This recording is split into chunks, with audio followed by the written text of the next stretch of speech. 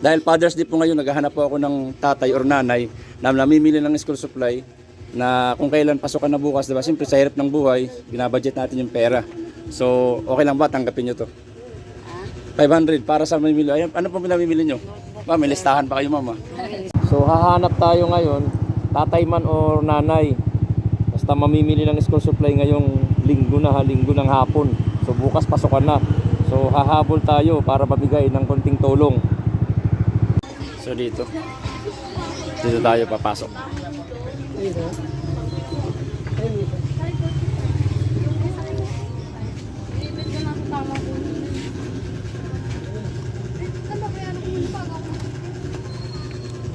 Nay, pwede po ba kayo ma-interview, Nay?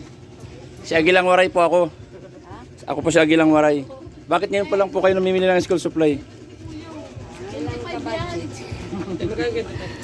Pwede bang iabot ko yung 500 na tulong dagdag sa pamimili nyo?